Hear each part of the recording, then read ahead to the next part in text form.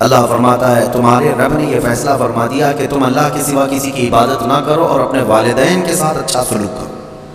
وبالوالدین احسانا، والدین کے ساتھ اچھا سلوک کرو. اچھا سلوک کا مطلب کس طرح سے بتایا گیا؟ اما یبلغن عندک الکبر احدہما او کلاہما فلا تقل لہما اف، ان دونوں میں سے کوئی ایک بڑھاپے کو پہنچ جائے یا دونوں بوڑھے ہو جائیں. توجہ نوجوانوں، ماں باپ میں سے کوئی ایک بوڑھا ہو جائے یا دونوں بوڑھے ہو جائیں، اللہ فرماتا ہے اب ان کو اف تک نہ کہنا. فلا تقل لہما اف، اف تک نہ کہنا. ولا تنہرہما، اور نہ ہی ان کو جھڑک کر بات کرو. وقل لہما قولا کریما، جب ان سے بات کرو تو نرم انداز میں بات کرو. جس نے اپنی ماں سے یا اپنے باپ سے سخت لہجے میں بات کیا اس نے اپنی پچھلی کی ہوئی ساری نیکیاں ضائع کر دیا، اس کی نیکیاں ختم کر دی گئیں. اس کے رزق سے برکت اٹھا لی جاتی ہے جو اپنے والدین سے سخت لہجے میں بات کرتا ہے. نافرمان جس نے اپنے والدین کا دل دکھایا. حدیث پاک میں میرے آقا صلی اللہ علیہ وسلم فرماتے ہیں، حضور فرماتے ہیں میں اگر چاہوں تو اس کے گھر کو آگ لگا دوں دنیا میں ہی، اس کو جینے کا کیا حق ہے؟ یہ سخت ترین چیز ہے. ہمارے بچے، ہمارے نوجوان، ان کو ایسا لگتا ہے ماں باپ بالکل عام سے لوگ ہیں، جیسے چاہیں ویسے بات کریں.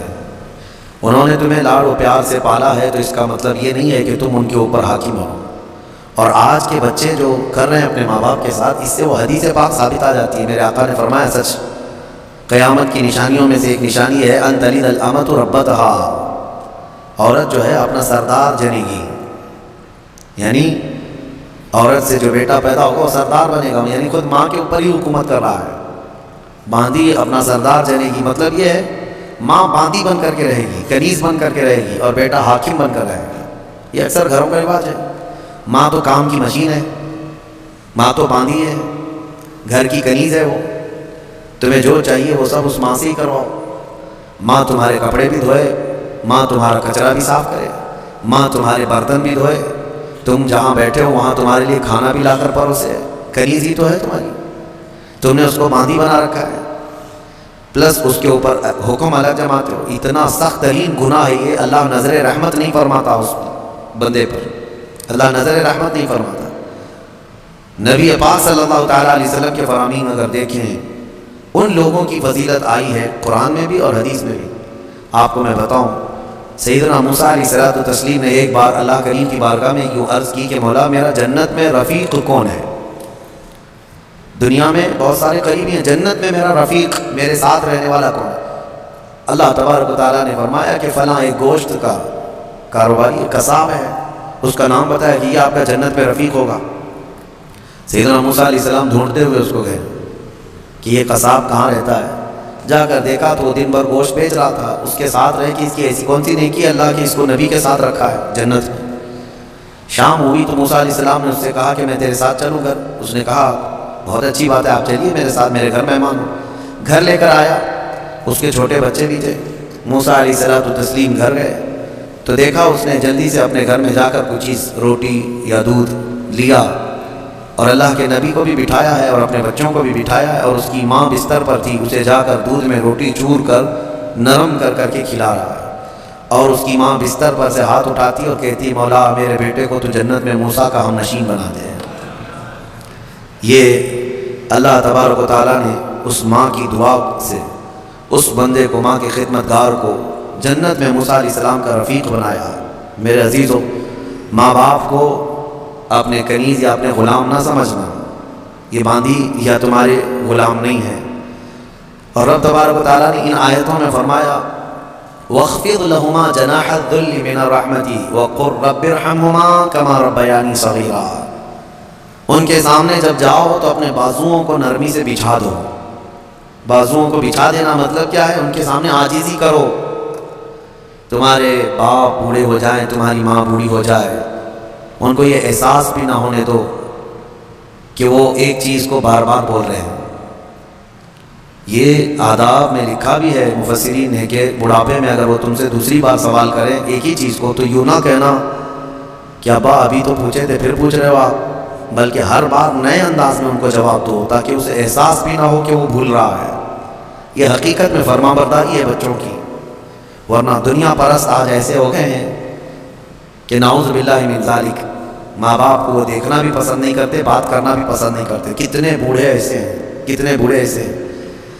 پھر بھی غنیمت ہے ہمارے ملک میں، یورپین کنٹریز، امریکہ میں ایسے حالات ہیں کہ بوڑھے اپنے گھروں میں رہتے رہتے مر جاتے ہیں۔ ہاسپٹل کو پڑوسی لوگ اطلاع کرتے ہیں کہ اس گھر میں جو بوڑھا تھا انتقال کر گیا، آ جاؤ، اس باڈی لے جاؤ۔ بیٹے نہیں ہوتے ساتھ میں، کوئی نہیں ہوتا۔ اور آپ پوچھ لینا، مجھے وہاں کے رہنے والوں نے بتایا ہے کہ ایک بوڑھا یا ایک بوڑھی عورت کو کبھی کوئی پوتا ملنے آئے تو اس دن اس کی عید کا دن ہوتا ہے۔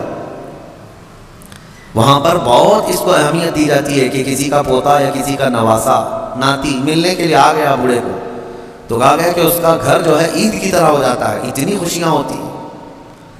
اس طرح سے اولاد کو دور کرنے کا نظام بنا کر وہ دنیا میں امن کی بھی بات کرتے ہیں۔ بہرحال یہ قیامت کی نشانیاں ہیں۔ حضور پاک صلی اللہ تعالیٰ علیہ وسلم نے اس شخص کے لیے ہلاکت کی دعا کی ہے، ممبر پر کھڑے ہو کر کے میرے آقا نے ہلاکت کی دعا کی، مولا وہ شخص ہلاک ہو برباد ہو جائے۔ حضرت جبرائیل امین نے دعا کی اور حضور نے آمین کہا، وہ شخص ہلاک و برباد ہو جائے جو اپنے ماں باپ کو پایا لیکن ان کی خدمت نہیں کر سکا، ان کی خدمت نہیں کر سکا اور ان کو راضی کر کے جنت نہیں حاصل کر سکا، ایسا شخص ہلاک و برباد ہو جائے۔ حضور نے آمین کہا۔ اس بات کو سمجھو، کتنی مائیں ہیں جو ہمارے پاس اپنے بچوں کے متعلق کہتی ہیں، کتنے باپ ایسے ہیں جو اپنے بچوں کے متعلق ہمارے پاس کہتے ہیں، اور کتنے تو ایسے ہیں جو یہ کہتے ہیں کاش میری اولاد نہ ہی ہوتی تو میں سکون سے ہوتا۔ تو تم ایسے تو نہ بن جاؤ کہ تمہارے والدین تمہارے پیدا ہونے پر بھی افسوس کرنے لگ جائیں، وہ زیادہ دن تک تمہارے ساتھ رہنے والے نہیں ہیں، کیا خبر۔ اس لیے کوشش یہ کرو کہ ان کا احترام کریں، جتنے دن ہیں ان کو سکون کی سانس لینے دو، اور ہو سکے تو اپنے ہاتھ سے ان کی خدمت کرو، اپنے ہاتھوں سے ان کی خدمت کرو، کیونکہ ان کی خدمت کا بدلہ تم دے ہی نہیں سکتے۔ جب تم ماں کے پیٹ میں 9 مہینے تھے، ایک جھٹکا جو تم نے لگایا، تم 7 بار اپنی ماں کو حج کرا کر کے بھی اس جھٹکے کا اجر نہیں دے سکتے، اس کا بدلہ نہیں چکا سکتے۔ تم اپنی ماں کو کندھے پر بٹھا کر حج بھی کرا لو 7 مرتبہ، تب بھی تم اس کا وہ حق نہیں ادا کر سکتے۔ بہت بڑا عظیم حق ہے، اور کتنے ہلکے میں دھڑلے سے نوجوان اپنی ماؤں کو گالیاں تک دیتے ہیں، نعوذ باللہ۔ اور فرمایا گیا کہ جب ماں باپ، ایک نشانی میں آپ کو بتا دوں آپ کی زندگی کی، سب کو بتا دیتا ہوں، اپنی اپنی زندگی میں اس کو جانچ لینا۔ ابھی کل ہی کی بات ہے، میرے سامنے ایک بات آئی تھی، تجربے کی ہے، اس لیے میں آپ کے سامنے کہہ رہا ہوں۔ اللہ ایسا ہرگز نہ ہونے دے ہمارے گھر میں، جس دن ماں اور باپ بیٹے سے بات کرنے میں ڈرنے لگ جائیں کہ پتہ نہیں بیٹا ناراض نہ ہو جائے، فرمایا گیا اس دن اس کے رزق کے دروازے بند ہو چکے ہوں گے، اس کی برکت کے دروازے ختم ہو چکے ہیں۔ ماں باپ جب بچے سے ڈرنے لگ جائیں کہ کچھ کہوں گا تو بیٹا روٹھ نہ جائے، الٹا جواب دے دے گا، روٹ کر کے گھر چھوڑ کر بھاگ جائے گا، یہ سب حالات سے جب ماں باپ تم سے بات کرنے میں ڈرنے لگ جائیں، ڈانٹنا تو وہ بہت پہلے چھوڑ چکے، اب بات کرنے میں بھی ڈرنے لگ جاتے ہیں جب بچہ جوان ہوتا ہے۔ اصل خدمت اور اصل فرمانبرداری یہی ہے کہ تم جوان اور طاقتور ہو اور وہ بوڑھے ہو چکے، اور جب ماں باپ جوان رہتے ہیں اور بچہ چھوٹا ہوتا ہے سب ادب کرتے ہیں، کیونکہ اس وقت ماں باپ طاقتور ہیں، کما بھی رہے ہیں، اور بچے کے اندر طاقت نہیں، وہ عزت ہی کرتا ہے، احترام کرتا ہے۔ اصل عزت اور احترام اس وقت ہے جب تم کما رہے ہو، طاقتور ہو گئے ہو اور ماں باپ بوڑھے ہو چکے ہیں۔ اب دیکھا جائے گا تمہارا امتحان کہ تم اپنے ماں باپ کے ساتھ اب کس طرح سلوک کرتے ہو۔ اللہ کریم ہم سب کو والدین کی فرما برداری عطا فرمائے، اور جن کے والدین موجود ہیں وہ خدمت کر کے وہ جنت حاصل کریں۔ قرآن پاک کی ایک آیت اللہ تعالیٰ نے یہ بھی فرمایا، وَلَا تَمْشِ فِي الْأَرْضِ مَرْحًا، زمین میں اکڑ کر مت چلو، إِنَّكَ لَن تَخْرِقَ الْأَرْضَ وَلَن تَبْلُغَ الْجِبَالَ طُولًا، تمہارے اکڑ کر کے چلنے سے نہ زمین پھٹے گی نہ تم یعنی پہاڑوں کے برابر بلند ہو سکو گے۔ تم ذرا دیکھو تمہاری حیثیت کتنی ہے۔ جو لوگ اکڑ کر کے گردن اونچی کر کے چلتے ہیں ان کے لیے کہا گیا کہ غرور اور گھمنڈ آدمی کو ڈبو دیتا ہے، اور یہی غرور دنیا کا سب سے پہلا گناہ ہے جو شیطان کے اندر آیا۔ اس نے آدم علیہ السلام کو سجدہ جو نہ کیا وہ اکڑ ہی تو تھی، میں کیوں جھکوں اس کے سامنے، اور یہ اکڑ اللہ کو بالکل پسند نہیں۔ حدیث پاک میں ہے قیامت کے دن جو غرور اور تکبر کرتے تھے ان کو چونٹیوں کی طرح بنایا جائے گا، اور پورے اہل محشر سے کہا جائے گا ان کو اپنے پیروں سے روندو۔ غرور اور تکبر نہ آنے کے لیے جو علاج ہے اس میں کوشش یہ کرو کہ سلام میں تم پہل کرو، مسلمان کو دیکھو تو پہلے سلام کرو۔ عاجزی آنے کا ایک راستہ ہے، غرور اور تکبر کو ختم کرنے کا ایک ذریعہ ہے۔ میرے آقا صلی اللہ علیہ وسلم نے فرمایا سلام کرو ہر ایک کو۔ اور دوسری بات یہ ہے کہ نبی پاک صلی اللہ تعالیٰ علیہ وسلم نے یہ فرمایا کہ جو شخص یہ خواہش کرتا ہے کہ لوگ اس کے لیے کھڑے رہیں، جو خواہش کرتا ہے تو اس کے اندر یہ تکبر ہے۔ جو شخص یہ خواہش کرتا ہے کہ لوگ اس کے عزت کے لیے کھڑے رہیں، وہ اس کے اندر غرور ہے، تکبر ہے۔ ہاں، بغیر اس کی خواہش کے کوئی تعظیم کرتا ہے تو یہ اس پر قصور نہیں ہے۔ علماء اکرام کا، اساتذہ کا، مشائخ کا ہم ادب کرتے ہیں، کھڑے ہوتے ہیں، لیکن ان کے حکم سے نہیں ہے، یہ ہم اپنی عاجزی کے ساتھ کھڑے ہوتے ہیں۔ یہ ادب ہر ایک کے دل میں ہے۔ ماں باپ آئے ہیں تو ہم کھڑے ہو جاتے ہیں، ماں باپ کے لیے کھڑا ہونا، مشائخ کے لیے کھڑا ہونا، یہ ایک مستحسن کام ہے۔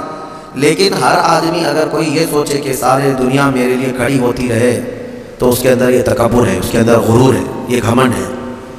اللہ تعالیٰ ایسی چیزوں سے محفوظ فرمائے۔ میں سورہ کہف کو عرض کرتا ہوں کیونکہ بہت فضیلت والی سورہ آج ہم نے تلاوت کی ہے۔ بالکل بیچوں بیچ میں یہ سورہ آئی ہے، قرآن پاک ہے، سورۃ الکہف۔ اس کی فضیلت یہ ہے کہ نبی پاک صلی اللہ علیہ وسلم نے فرمایا جو اس کو شب جمعہ پڑھے گا، یعنی جمعہ کے دن یا مغرب سے لے کر کے جمعرات کا دن جب ختم ہو جاتا ہے، مغرب سے جمعہ کا دن شروع ہوتا ہے، دوسری مغرب آنے تک جو سورہ کہف کی تلاوت کرے گا، اس کے جہاں تلاوت کر رہا ہے وہاں سے لے کر خانہ کعبہ تک اللہ ایک نور پیدا فرمائے گا۔ اور بھی بہت ساری فضیلتیں کنز العمال میں آئی ہیں۔ فرمایا کہ جو سورہ کہف پڑھے گا اللہ اسے 3 دن تک ہر طرح کے گناہوں سے بچا لے گا، اور پھر کنٹینیو کرتا رہے۔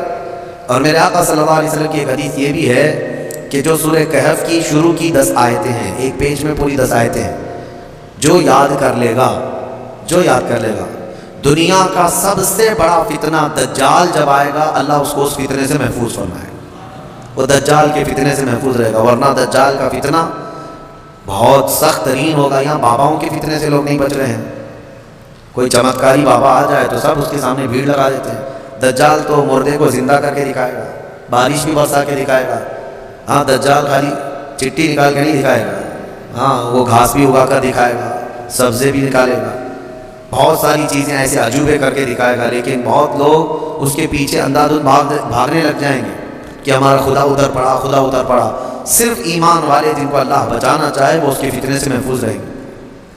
ایک تو بچ جانا الگ ہے، لیکن جو اس پر ایمان نہیں لاتا ان کو سزا بھی دیتا ہے۔ دجال جو ہے دونوں ٹانگیں پکڑ کر چیر دے گا، کچھ لوگوں کو کھولتے ہوئے تیل میں بھی ڈال دے گا، اس کا رعب و دبدبہ ہوگا، اس کا غلبہ ہوگا۔ اس کے لیے مومنین کو اذیتیں بھی دے گا، تکلیفیں بھی دے گا، لیکن جو جمع رہا اس کے لیے بہت بڑی جنت ہے، بہت بڑی جنت کا اللہ نے وعدہ فرمایا۔ لہذا اس فتنے سے حفاظت کے لیے حدیث میں ملتا ہے کہ جو سورہ کہف کی 10 آیتیں روزانہ رات کو پڑھ لیا کرے، اللہ تعالیٰ اس کو دجال کے فتنے سے محفوظ فرماتا ہے۔ اللہ کریم ہم سب کو دجال کے آنے تک دنیا میں نہ رکھے۔ اگر فتنہ اللہ تبارک و تعالیٰ کوئی آزمائش کا ارادہ فرمائے تو ہمیں بغیر آزمائے، بغیر فتنے میں مبتلا کیے دنیا سے اٹھا لے، ہمیں صحیح و سلامت اللہ موت عطا فرمائے۔ اس پورے پارے میں 3 سوالات کرنے کے لیے یہودی آئے تھے حضور صلی اللہ علیہ وسلم کے پاس۔ اب ایک بات میں بتاتا ہوں، یہ سورہ جو اتری ہے نا پوری، یہودی جو ہے ٹیسٹ لینے کے لیے آئے تھے کہ اللہ کے آخری نبی ہیں تو ہم کچھ ایسے سوالات کریں گے جن کے جواب عربوں کو تو نہیں معلوم تھے، عربوں کو نہیں معلوم، وہ صرف اہل کتاب جانتے تھے۔ وہ 3 سوالات کیا لے کر کے آئے تھے حضور صلی اللہ علیہ وسلم سے؟ انہوں نے کہا روح کس کو کہتے ہیں؟ روح جہاں معلوم ہے سب کے پاس ہے، روح کس کو کہتے ہیں؟ دوسرا ان کا یہودیوں کا سوال تھا اصحاب کہف کون تھے اور کتنے تھے؟ یہ غار والے لوگ کون تھے اور کتنے تھے؟ یہ سوال انہوں نے لا کر کے پیش کیا۔ تیسرا سوال تھا ذوالقرنین کون ہے؟ حضور پاک صلی اللہ علیہ وسلم نے فرمایا جاؤ میں کل اس کا جواب دوں گا۔ آپ سنو، یہ کس کے لیے؟ نبی رحمت سید الانبیاء کے لیے۔ سنو توجہ سے، جو بڑے ڈھیٹ سے کہتے ہیں نا، عام لوگوں کی بات کر رہا ہوں۔ رسول رحمت صلی اللہ علیہ وسلم نے یہودیوں سے کہا کہ کل آ جانا، میں بتا دوں گا۔ تو حضور کا یہ ارادہ تھا کہ آیتیں اتریں گی، وہی آئے گی تو میں اس سے جواب دوں گا۔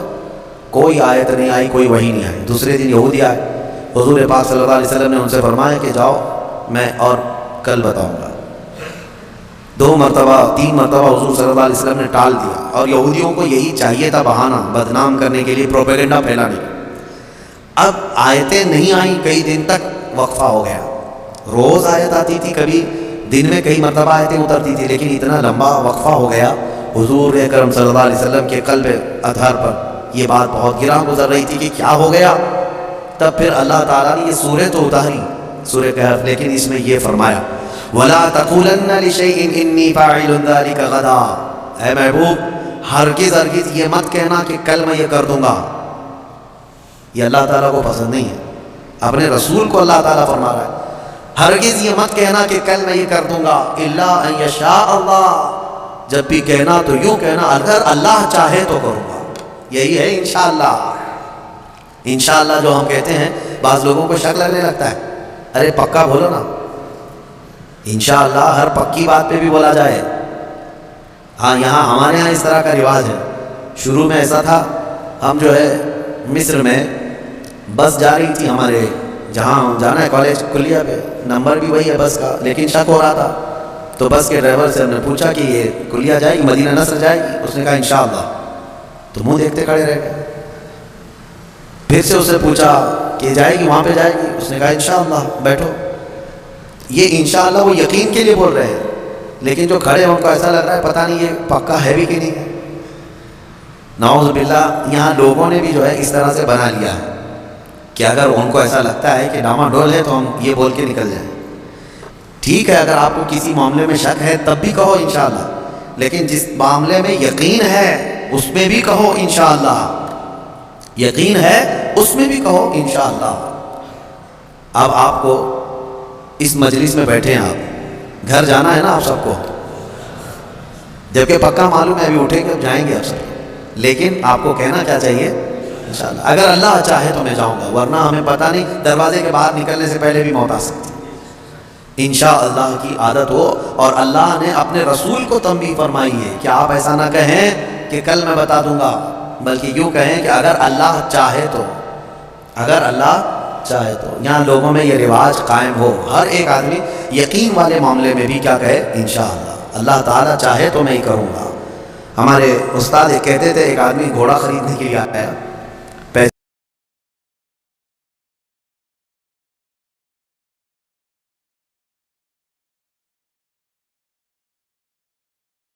پیسے تھے اس کے پاس 50,000 روپے. امام صاحب کے پاس آیا، کہا کہاں جا رہے ہو؟ کہا گھوڑا خریدنے جا رہا ہوں. تو حضرت نے پوچھا کب آج ہی خریدو گے؟ کہا اب بھی خرید کے لا رہا ہوں. امام صاحب نے حضرت نے کہا بیٹا انشاءاللہ بولو. کہا انشاءاللہ انشاءاللہ کچھ نہیں، ابھی جا رہا ہوں مارکیٹ میں، دیکھو پیسہ بھی ہے لے کے ہی آؤں گا. یہ یہاں کا رواج ہے، یعنی انشاءاللہ وغیرہ کی ضرورت نہیں ہے، ابھی جا رہا ہوں پکا ہے لے کے ہی آؤں گا.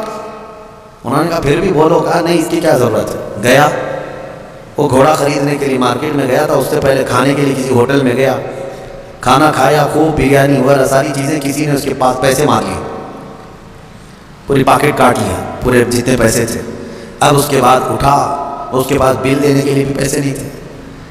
تو ہوٹل والوں نے کہا کہ یہ تو چور اچکا دکھ رہا ہے، اتنا سب کھا لیا اور بل دینے کے لیے برسوں پہلے کی بات ہے. اس کو وہیں پر لگا دیا اور کہا کہ پورے برتن دھل کے جائیں. ہوٹل کے پورے برتن اس سے دھلوائے، صفائی کروائے. شام ہو گئی، کپڑے میلے تھے کچیلے، پتہ نہیں کتنے ٹیبل صاف کیا، برتن دھویا اور واپس منہ لٹکائے آیا. حضرت بیچ میں مل گئے امام صاحب. کہا کہاں ہے گھوڑا؟ تو اس نے کہا میں انشاءاللہ گیا تھا گھوڑا لانے، انشاءاللہ کھانا کھا رہا تھا، انشاءاللہ کسی نے پیسے چرا لیا، پھر انشاءاللہ ہوٹل والے نے جو ہے برتن منجوایا، پھر انشاءاللہ میں ٹیبل صاف کیا، پھر انشاءاللہ واپس آیا. اب تو ہر بات پہ انشاءاللہ. میرے عزیزو یہ کوئی انشاءاللہ یہ محاورہ نہیں ہے، تکیہ کلام نہیں ہے، یہ یقین کو جتاتا ہے. اللہ کی ذات سے آپ کا کتنا گہرا تعلق ہے. لٹ جانے کے وقت مت کہو، سب کچھ ہونے کے وقت بھی کہو کہ اگر میرا مولا چاہے. اسی طرح کی ایک روایت حضرت سلیمان علیہ السلام کے متعلق ہے. ان کی 100 بیویاں تھیں. انہوں نے ایک رات یوں کہا کہ آج کی رات میں اپنی ساری بیویوں کے پاس جاؤں گا، سب سے صحبت کروں گا اور ہر ایک سے ایک مجاہد بیٹا پیدا ہوگا. لیکن انہوں نے انشاءاللہ نہیں کہا تھا. وہ گئے، رات ساری بیویوں سے ملاقات کی. اللہ کے نبی ہے، نبی کی طاقت کو عام انسانوں سے کمپیئر نہیں کرے. بہرحال لیکن ان کے اس قول کا کچھ بھی نہیں ہوا. بعد میں ایک ہی بیوی سے ایک بیٹا پیدا ہوا کمزور. روایتوں میں یہ فرمایا گیا کہ اللہ نے فرمایا اگر انشاءاللہ وہ کہتے ہیں، اللہ اگر چاہے تو رب تعالیٰ ساری چیزیں ویسی فرماتا جیسے انہوں نے کیا. بہرحال یہ تنبیہ کے لیے، درس کے لیے. اب جب نبیوں کے لیے اللہ تعالیٰ نے یہ فرمایا ہے تو عام انسانوں کے لیے کیا ہے؟ خیر آیتیں اتری اور پھر اللہ نے بتا دیا اپنے محبوب کو روح کیا چیز ہے، اصحاب کہف کون تھے، ذوالقرنین کون ہے. یہ تینوں کے جوابات جو یہودی پوچھ کر کے پروپیگنڈا پھیلا رہے تھے کہ رسول کو نہیں پتا ہے، اللہ نے قرآن میں یہ تینوں کے جوابات اتارے. روح اللہ کا ایک حکم ہے، اللہ کا نور ہے. اور اصحاب کہف اللہ نے فرمایا کچھ لوگ کہتے ہیں 5 تھے 6 تھے اور کچھ کہتے ہیں 7 تھے، 8واں ان کا کتا ہے. اے محبوب آپ فرما دیں ان کی صحیح تعداد اللہ ہی کو معلوم ہے. 7 لوگ تھے نوجوان. اور ذوالقرنین ان کے بارے میں پھر میں بتاؤں گا. اصحاب کہف کے بارے میں مختصر سی بات بتا دیتا ہوں. ایک بادشاہ تھا دقیانوس، وہ بادشاہ مرتد اس طرح کہ وہ آخرت کا بھی انکار کر رہا تھا اور وہ اپنا ایک الگ دھرم چلا رہا تھا. عیسیٰ علیہ السلام کا دین پرانا ہو گیا، یعنی عیسیٰ علیہ السلام کے دین میں ہی یہ چیزیں ہو رہی تھیں. تو وہ اس زمانے میں سب لوگ بت پرستی میں اور خدا کے انکار میں مبتلا تھے. تو 6-7 لوگ ایسے تھے جو بادشاہ کے سپاہیوں میں تھے یا وزیروں میں تھے یا الگ الگ تھے. یہ لوگ پوشیدہ طور پر اللہ ہی کی ذات پر یقین رکھتے تھے، ایمان رکھتے تھے، لیکن یہ ظاہر نہیں کر رہے تھے کہ ان کے بادشاہ مار ڈالے گا. لیکن کب تک اس طرح چھپ کر کے رہے؟ تو یہ 7 لوگ یا 8 لوگ جتنی ان کی تعداد تھی، ایک جگہ یہ لوگ مل لیے اور کہا کہ ہم یہ شہر چھوڑ کر بادشاہ کی سلطنت سے دور چلے جاتے ہیں تاکہ ہمیں ہمارے دین پر آسانی سے عمل کا موقع ملے. وہ سب بادشاہ کو چھوڑ کر کے اچانک ایک دن رات کو طے کر کے نکلے. راستے میں ایک کتا ان کے ساتھ ہو گیا. انہوں نے کتے کو کہا کہ یہ کتا کہیں بھوکے گا تو ہم کو پکڑوا دے گا، اس کو چھوڑ دو. تو کتے نے فصیح زبان میں کہنا شروع کیا کہ میں بھونک کر پکڑوانے کے لیے نہیں بلکہ میں تمہاری حفاظت کے لیے ساتھ چل رہا ہوں. اللہ نے اسے زبان دی. یہ واقعہ موجود ہے. جب وہ لوگ نکلے بہت دور، آبادی سے بہت دور نکلے اور ایک غار میں جا کر کے انہوں نے آرام کی غرض سے پناہ لی. جب گئے اور سوئے. اب رب تعالیٰ فرماتا ہے فَضَرَبْنَا عَلَىٰ آذَانِهِمْ فِي الْكَهْفِ سِنِينَ عَدَدًا، ہم نے ان پر ایک لمبے سالوں تک نیند طاری کر دی. وہ سوئے تو سوتے رہے. اب ہوا یہ کہ بادشاہ کو دوسرے دن کسی نے شکایت کی کہ 7 لوگ آپ کے وزیروں میں سے سپاہیوں میں سے ایسے ہیں جو آپ کے دین پر نہیں، وہ اللہ پر ایمان رکھتے اور وہ شہر چھوڑ کر چلے گئے. بادشاہ نے ان کی تلاش جاری کروائی، کہاں ہیں ڈھونڈو. جب تلاش جاری ہوئی تو ایک چرواہے نے بتایا کہ ایک جگہ سے میں ان کو گزرتے ہوئے دیکھا، اس غار میں گئے. بادشاہ اپنے سپاہیوں کو حکم دیا کہ جاؤ اس غار میں دیکھو. دیکھا تو کچھ لوگ سوئے ہوئے تھے. بادشاہ نے کہا ان کی سزا یہ ہے کہ ان کے غار کے منہ پر دیوار بنا دو، ان کی قبر یہی ہو جائے، یہ باہر یہاں سے نہ نکل سکے. اس غار کے منہ کو دیوار چڑھا کر بند کر دیا گیا. یہ سزا تھی بادشاہ کی طرف سے کہ وہ میرے دین سے نکلے ہوئے لوگ. خیر سارے لوگ چلے گئے تو ایک چرواہے نے وہاں پر جو موجود تھا اس نے ان کی پوری تاریخ، ان کے نام لکھ دیے، یہ کون لوگ تھے، یہاں کیوں آئے تھے اور ان کے اوپر کیا سزا ہوئی. بات ہو گئی. یہ دقیانوس بادشاہ کا ظلم تھا. وہ لوگ چلے گئے. اب یہ لوگ سوتے رہے. قرآن میں ہے 309 سال تک سوتے رہے. 309 سال. اصل میں یہ 300 سال ہی ہیں، لیکن یہ جو سورج کے سال ہیں جن کو شمسی سال کہتے ہیں، جنوری، فیبروری، مارچ، اپریل، یہ شمسی سال ہیں، یہ سورج سے چلتے ہیں. اور قمری مہینے جو ہیں چاند سے چلتے ہیں، جو محرم، صفر، ربیع الاول، ربیع الاخر. اس میں اور اس میں فرق کیا ہوتا ہے معلوم ہے؟ ہر 100 سال پہ 3 سال کا فرق آ جاتا ہے. ہر 100 سال پہ 3 سال کا فرق آ جاتا ہے. یعنی اسلامی مہینے کبھی 29 کے ہوتے ہیں، کبھی 30 کے، کبھی 2 مرتبہ 29 کے ہو گئے. یہ جو چاند والے مہینے ہم ان کو اسلامی مہینہ کہتے ہیں، اصل یہ چاند کے مہینے، چاند ایسے چلتے ہیں. اور باقی جو سورج سے چل رہے ہیں شمسی مہینے، جنوری، فیبروری، یہ فکس ہیں. ان میں کوئی چاند بھی دیکھنے کی ضرورت نہیں، سورج بھی دیکھنے کی ضرورت نہیں، وہ فکس ہیں. تو ان سالوں کے اعتبار سے جو شمسی سال اگر 100 سال ہو گئے تو قمری جو ہے نا 103 سال ہو جائیں گے. اس طرح 300 سال شمسی وہ اصحاب کہف سوتے رہے، لیکن قمری مہینوں کے اعتبار سے 309 سال ہو گئے. 9 سال ایکسٹرا. تو 309 سال کے بعد اللہ تعالیٰ نے دوبارہ کیسے ان کو اٹھایا؟ اب روایت میں یہ ہے کہ ایک بادشاہ آیا بیدروس. وہ اچھا بادشاہ تھا، منصف تھا، عادل تھا، ایمان والا تھا. اس نے اپنی قوم کو ہدایت دینے کی بہت کوشش کی، سمجھا رہا تھا کہ آخرت پر ایمان لاؤ، اللہ دوبارہ موت کے بعد اٹھانے والا ہے. لوگ انکار کرتے تھے کہ کچھ نہیں ہوتا، مرنے کے بعد جو ہے نا جیسے جلا کر کے راکھ کر دیے، استھیاں بہا دیا گنگا میں، اب کوئی آنے والا نہیں ہے.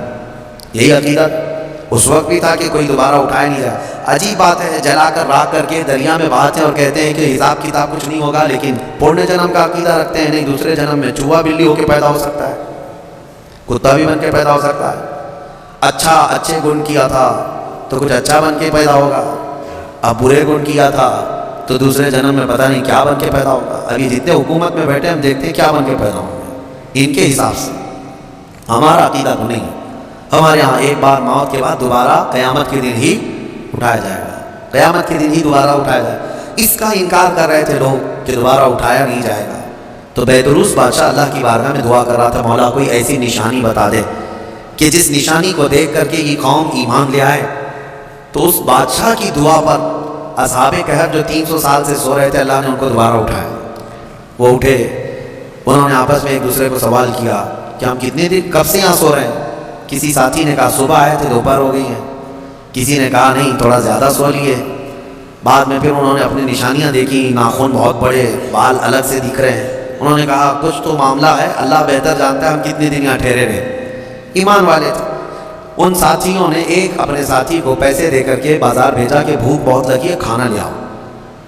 دیکھیں اللہ دوبارہ زندہ کر رہا ہے تو کھانے کی بھوک بھی ہے انہیں۔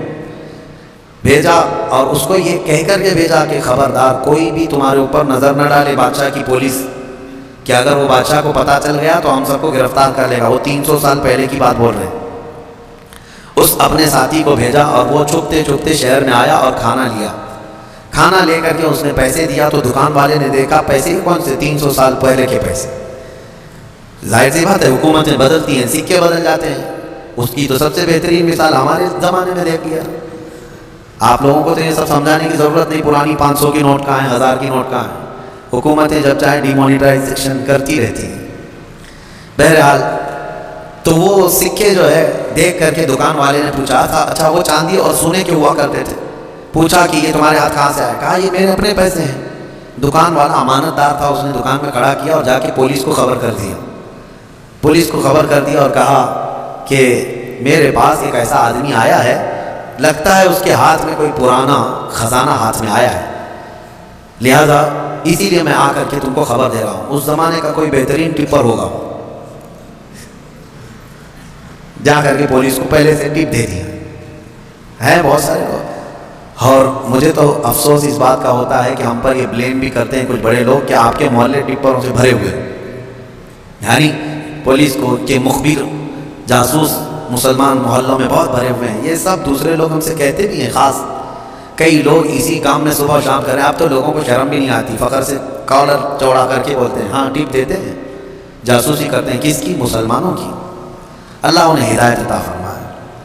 تو وہ بیچارہ دکان والا پولیس کو جو جا کر کے خبر کر دیا، پولیس پوری آ گئی بادشاہ کی، لیکن کون سے؟ اب کے بادشاہ کی، بیدروس کی۔ یہ اصحاب کہف میں سے جو لے کے کھانا لینے آئے تھے ان کو پکڑ لیا، کہا کہ تمہارے پاس یہ پیسے کہاں سے آئے؟ کہا یہ میرے اپنے پیسے ہیں، میرے اور بھی ساتھی وہاں انتظار کر رہے ہیں۔ بادشاہ کے سامنے لے کر کے حاضری پیشی کر دی پولیس نے۔ بادشاہ نے پوچھا یہ کیا ہے، کہاں سے آئے ہو؟ انہوں نے اپنا واقعہ بتایا، اس کرسی پر آپ تو نہیں، کوئی اور تھا، یہاں ہم جب گئے تھے کوئی اور تھا، آپ آئے ہمیں معلوم نہیں ہے، ہم یہاں سے اپنا ایمان بچا کر گئے تھے، ہم سوئے غار میں اور بھوک لگی تو کھانے کے لیے آئے۔ بیدروس کو معلوم تھا کہ ایک دقیانوس بادشاہ کے ظلم سے کچھ لوگ شہر چھوڑ کر گئے تھے اور ان کے غار پر دیوار بنا کر ان کی قبر بنا دی گئی تھی۔ جیسے ہی بیدروس کو یہ پتا چلا کہ ان میں سے کوئی آیا ہے، کرسی چھوڑ کر اٹھا اور کہا لے چلو مجھے تمہارے ساتھیوں کے پاس۔ بادشاہ اپنی فوج کے ساتھ نکل پڑا اس غار کے پاس جہاں یہ لوگ سوئے تھے۔ اب غار میں موجود دوسرے ساتھیوں نے دیکھا تو کہنے پکڑا گیا ہمارا ساتھی، دیکھو پوری پولیس کے ساتھ آ رہا ہے۔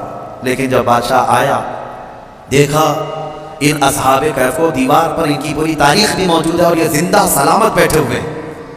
سارے بادشاہ کے ساتھ پوری قوم جتنی تھی سب کے سب اللہ کی بارگاہ میں سجدے میں گر گئے کہ ہم ایمان لاتے ہیں مولا تو قادر مطلق ہے، 300 سال کی نیند کے بعد کسی بھی انسان کو جب اٹھا سکتا ہے تو مرے ہوئے راکھ میں گئے ہوئے انسان کو بھی اٹھانے پر اللہ تو قدرت رکھتا ہے۔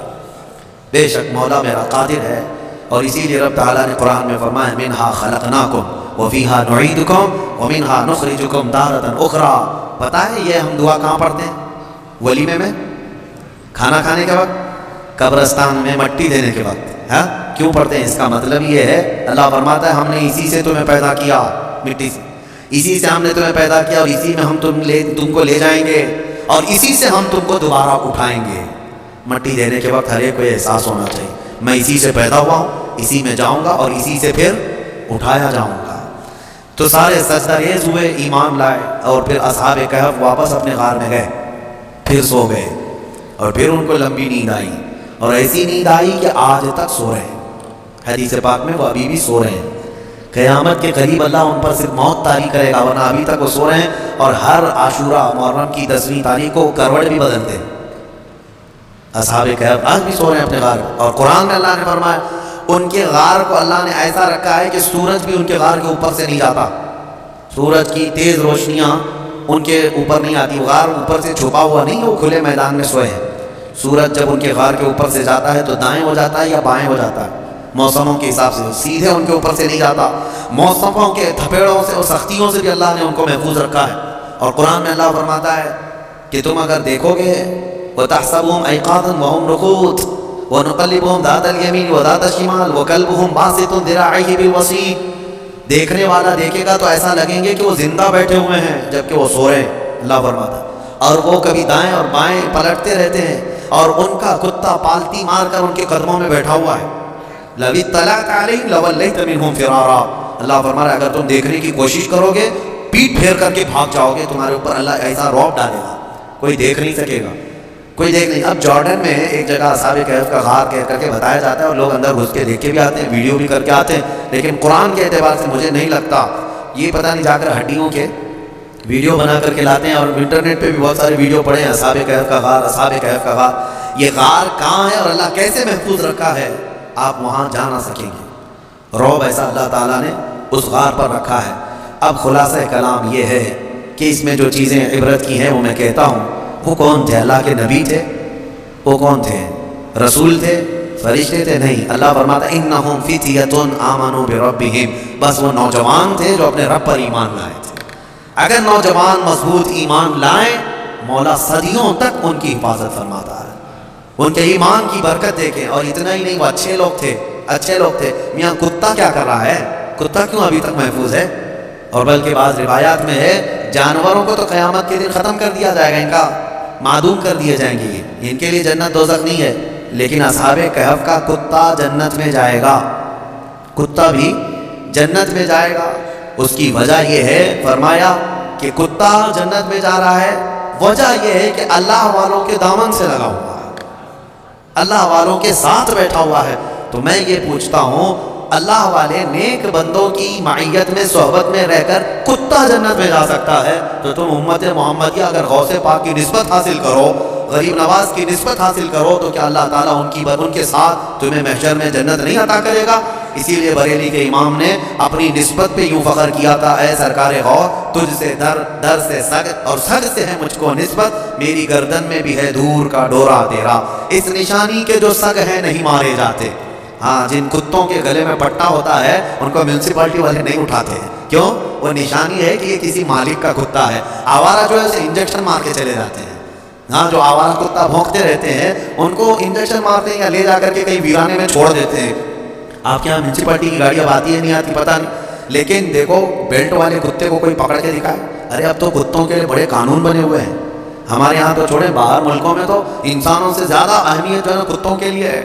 ان کے لیے بہت اعلیٰ قسم کے قانون بنے، پارلیمنٹ میں بل پاس ہوئے ہیں کتوں کے لیے. جاپان وغیرہ میں ہاں کتے کو کچھ نہیں کہہ سکتے آپ. بلکہ ایک آدمی نے کیس کیا کسی کے اوپر کہ اس نے میرے ٹامی کو کتا کہا، اس نے حکارت سے کتا کہا. یہ ڈیفیمیشن کا کیس، مان ہانی.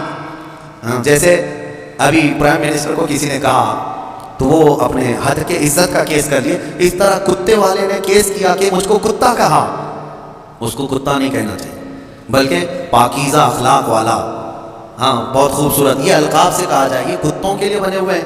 میں یہ کہہ رہا ہوں میرے عزیزو، بات یہ ہے کہ اگر کتا نسبت حاصل کر لے تو وہ اصحاب کہف کے ساتھ جنت میں جاتا ہے. تو اعلیٰ حضرت فاضل بریلوی نے یہی فرمایا اس نشانی کے جو سگ ہیں نہیں مارے جاتے.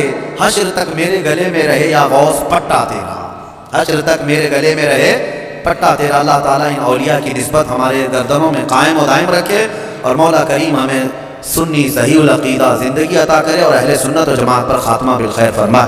وآخر دعوانا